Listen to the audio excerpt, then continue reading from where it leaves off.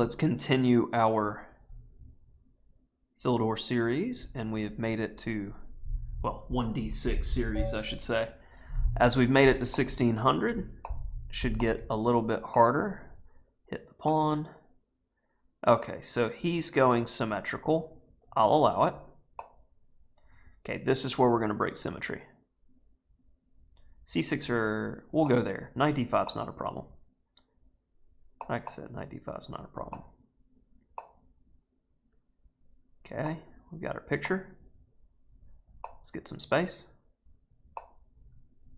I like a5 there.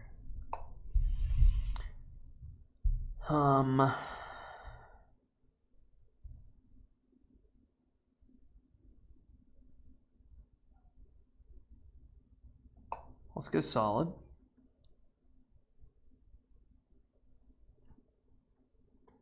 And I like our position, but I'm looking for more right now. Like if d5, pawn takes. I can't play pawn takes because of that.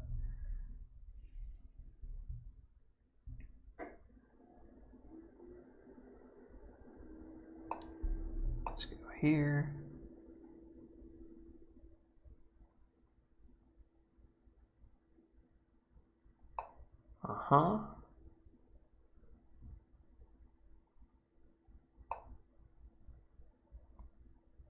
Okay, and let's hit him with that in between.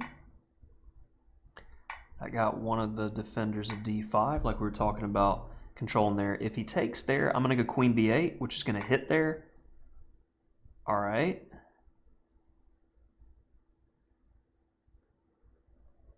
Oh, I feel like that is a good move. I'm hitting d5. I've got rook a8, which may just help his queen, honestly. Let's go there to see if his queen will move off the defense of this knight. Okay. Queen there will result in bishop f1. That's not good. Okay, rook c8 seems good enough, and I need to pick up the pace now. We've got our good structure. Now we just need to play.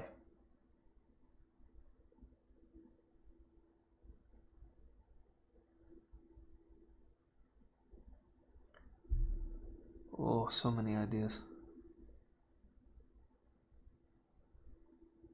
I want to do that badly. It doesn't look good, but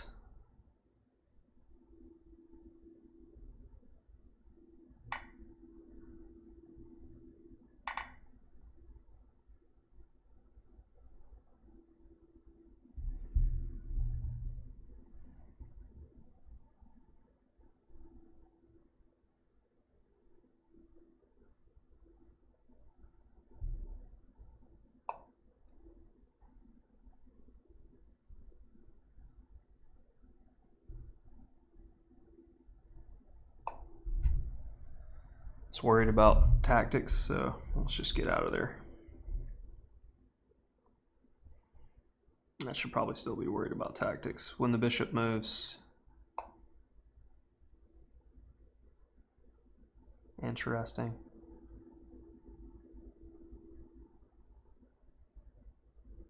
Okay, I'm gonna go here to try to cover some key squares for some just-in-case action.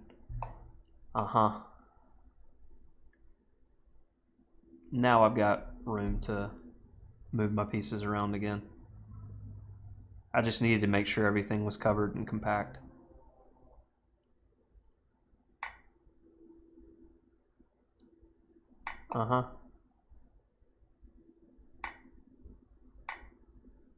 And I'm gonna go there and then d5, d4.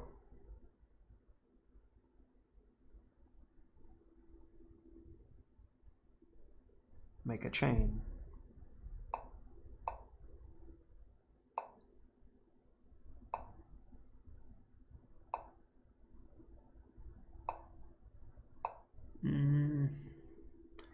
I don't like that at all.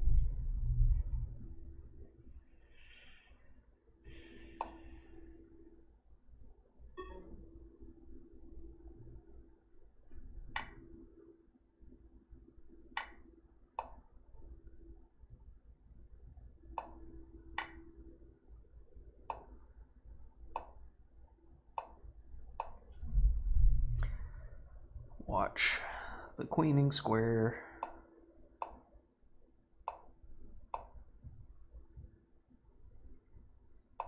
All right, speed, speed, speed, speed, speed.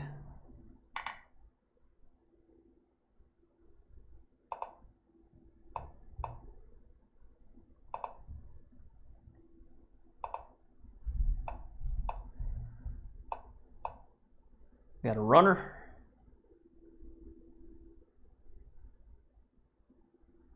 Where are you going? He's so fast.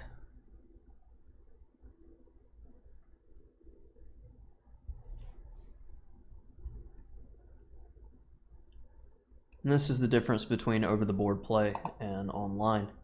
Online, you can make a position like this last forever if you've got speed.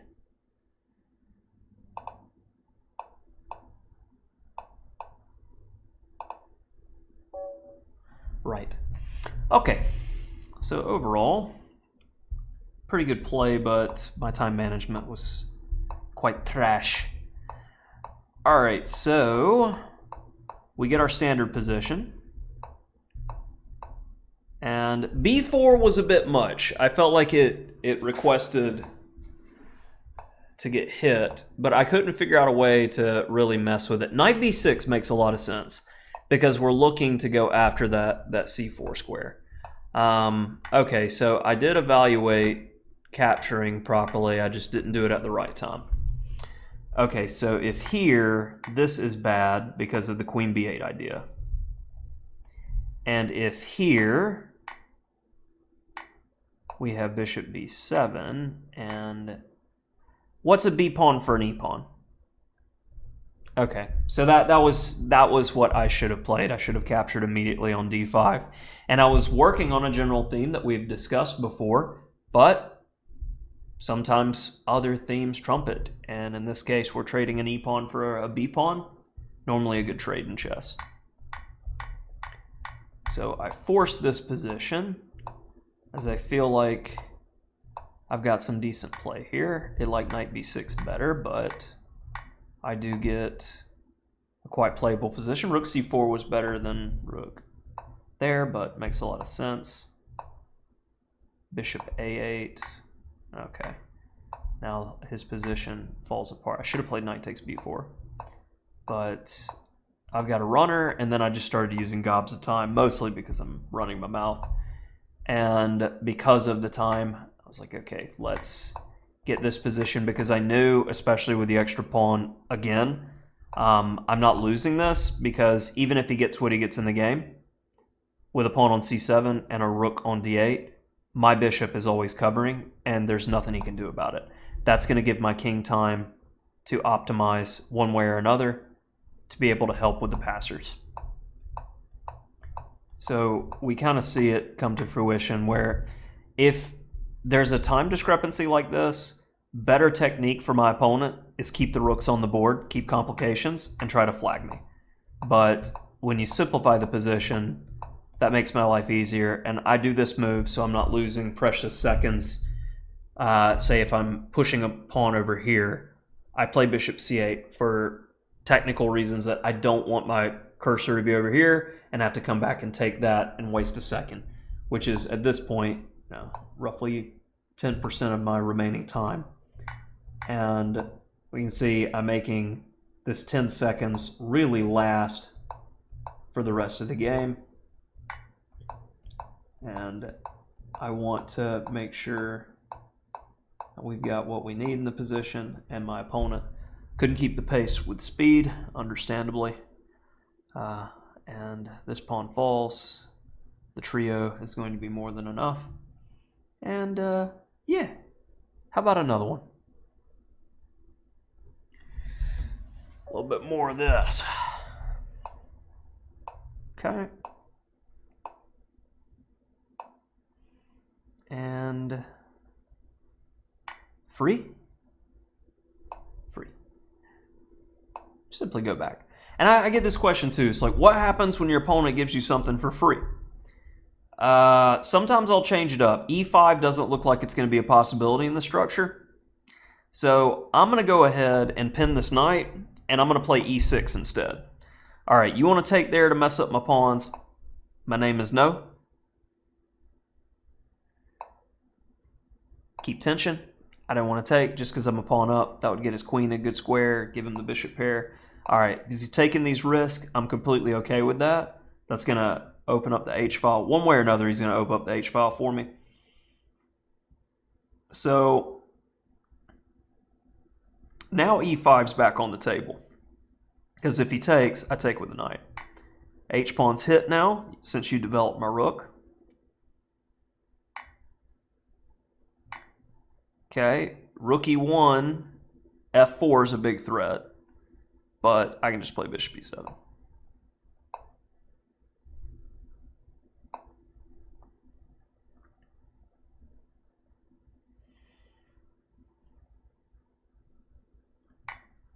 Let's take that one.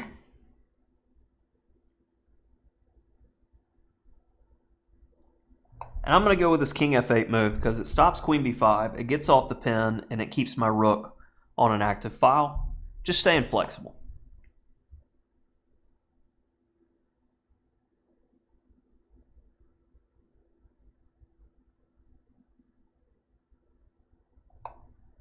All right, some of this.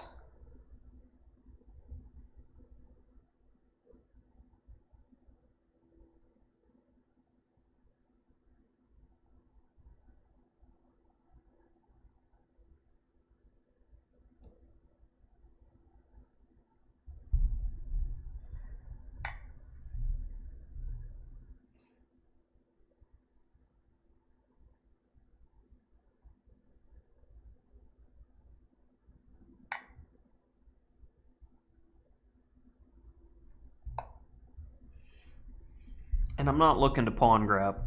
My king is not in the best position. This is more of a, this rook's not doing anything. I'd much rather have him on e8. So if I need to play a move like knight g8 or knight d5 to trade down, I can. Here, I feel like this helps. And I'm going to let my opponent help me.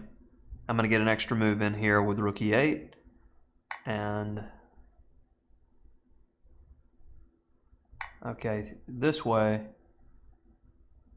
no double pawn, no knight c4 hitting both the pawns, threatening these, miss the pin, miss the win. And yeah. Okay, so let's see what happened in this guy. And they hang a pawn, so we come back and we notice we can't do e5 very easily, and especially with the rook being on e1, sometimes you need to abandon the standard plan position and go, all right, what's going to be safer for me? And in this case, I mean, the engine likes g6, I'm like, okay, knight bd7, and I get something similar, except our bishop gets out of the chain, we don't have to worry about him. I play e5, the computer definitely thinks that's speculative, it just likes the solid e6, but, you know, you gotta gamble every now and then, folks. And takes, got the bishop pair. It wanted me to castle, hated king f8. Yeah, it's a creative move, it's fine. Takes, check. And rook takes h3, wow. This one didn't cross my radar. It's because that's a big threat too. Yeah, tactics. So I didn't miss that in-between move. Rook takes e3 works just as well, if not better. And an understandable resignation from our opponent. All right, let's get one more in this set. As hopefully we get to 1650. I don't know if we'll make it, but we'll try. All right, so with London, can I play e5? I can play e5 if they let us play e5. Hey, that makes life and development easier, so why not?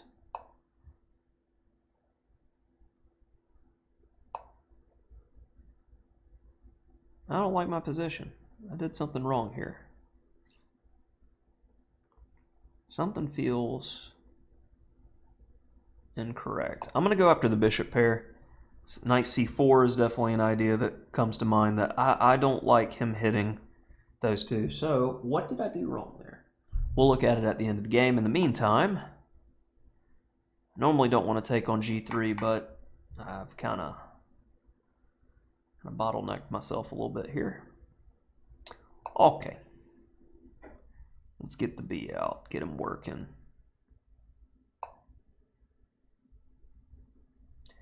We can't have that.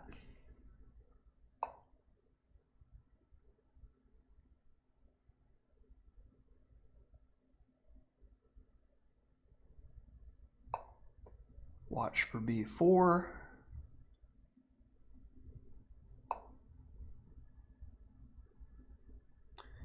Now you're asking for it.